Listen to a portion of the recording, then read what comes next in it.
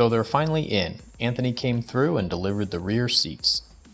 These used to smell like old rat piss. Now they smell like brand new leather. Here's what the inside of the rear seat looks like.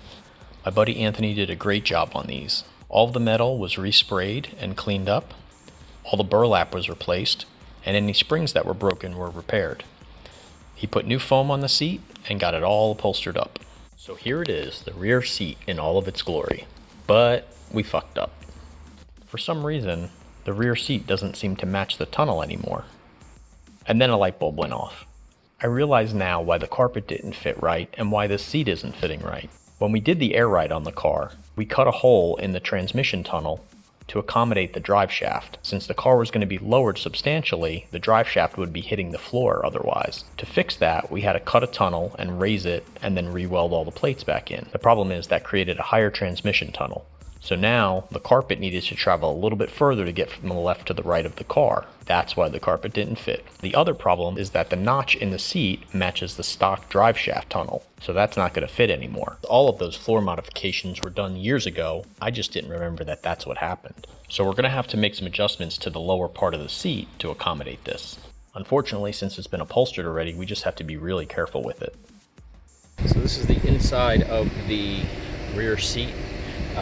The tunnel for the car was opened up a little bit. This is not the correct arc for the car anymore for the rear hump. What I'm going to do is cut it here and cut it here and either remove or bend this up so it'll give us a slightly different shape there, and hopefully that'll make it sit a little flusher. I'm not worried about it going completely down, but as long as it gets a little closer than where it is right now, start cutting now. Okay, so I used the grinder and I cut off these two pieces here for the transmission hump. I could rebend this back into shape and create more support there, but I don't think it's going to be necessary. I'm going to find out and put it in and see if it gets flexy in the middle here. I have to put the hog rings back on to hold the upholstery back over, but first I'm going to test fit this and see how this is. I might have to cut this little piece out too. This was just a little support bar that went between the two. I'm going to check it right now and see if it fits. I've sliced the carpet in half, so now I have to make a patch to cover this up. I'm gonna make a piece that goes around the tunnel and then bring it up and underneath the seat, and we're going to put a seamed edge on it to make it look real nice, and it'll have kind of a similar edge to how this looks, much nicer than just having an open exposed edge. So this is the tunnel cover to finish out the carpeting. What I did was took a strip of the fabric that we used for the carpet and sewed on two pieces of vinyl edging to just make it have a nice clean look, and then this will curve over the transmission tunnel to finish out that piece that was missing. So here's the back seat with the carpeted tunnel cover and the seat modified. It fits much better and tighter to the tunnel now. On to the seat garnish and the armrests. Unfortunately, I had a bunch of recording issues on both of these, so it's going to jump around a bit. I'm going to show you what I have with whatever footage was usable and the photos that I took along the way and try to describe what I did. Here's the before and after on the seat garnish molding. This is the driver's side. It's basically a piece of metal that has some fabric underneath. It's just wrapped with a vinyl, and then the stainless steel trim is put on it and this stainless steel piece. This is passenger side. Basically we use the pleated vinyl. This is the Body by Fisher plate that's bolted on there instead of the seat adjustment, and then reattach the stainless trim around the end.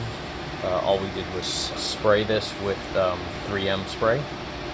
Stretched it real tight. On the back side of this, there's spots that you can staple into this material right here. So we just staple into that. I actually need to redo some of these staples. They weren't working really well in my staple gun. So I'm going to finish that up. Once this was all attached, we bent these little points right here are what hold the stainless steel on. Pretty much it. And then we screwed back in the plates. So I'm going to work on the driver's side now. Here's the driver's side, upholstered and installed. Unfortunately, while I was doing a time lapse of the process, the camera died. Here's the armrest filler panel with the old fabric removed. The fuzzy stuff is all the leftover cotton padding that was just glued directly to the metal. These were just raw steel and had absorbed some moisture over the years, so there was a coat of surface rust. There's no cushioning pad left on the armrest portion, so I'm going to recreate that out of rigid foam insulation. My armrest will have an R value. The staples here were the old fabric attached to it as it wrapped around. I believe it's like a masonite composite board. The first step of this was to strip all the old cotton material off of it using a wire wheel. Then I sprayed down the parts with a black rust converter. There are a few different brands of this, but basically it converts the surface rust to a paintable primer and it stops it from rusting further. I also did this on the seat trim garnish that you saw earlier, but I used a different product and that one acts more as a clear coat after it converts the rust. So here's where we jump around a bit. The passenger side of the armrest had enough of the original fabric intact that I was able to carefully remove it from the glue and create a template out of it with tracing paper. Once I had that template, I transferred the shapes to a vinyl quilted fabric that I have. Then I sewed all of those sections together. Sorry, all the parts of me working on the sewing machine were lost on the camera. I reversed the pattern and then did the exact same thing for the driver's side. Once it was all sewed, glued, stretched, and stapled, I moved on to the ashtrays.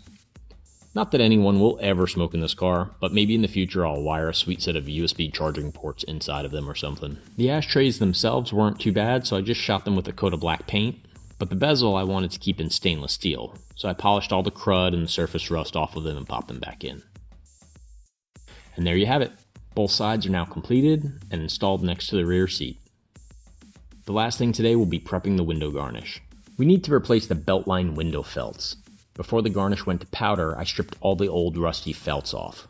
The beltline is a strip of stainless with a felted mohair material on the center. This helps the window glide up and down smoothly, and it creates a soft surface for the glass to rub against, and it eliminates rattles. I've never really done these before, so I wasn't sure if I needed to keep the old staples in that held them in place, but the more I worked at it, I realized they were too rusty or damaged to reuse, so I sourced some new ones from Rubber the Right Way.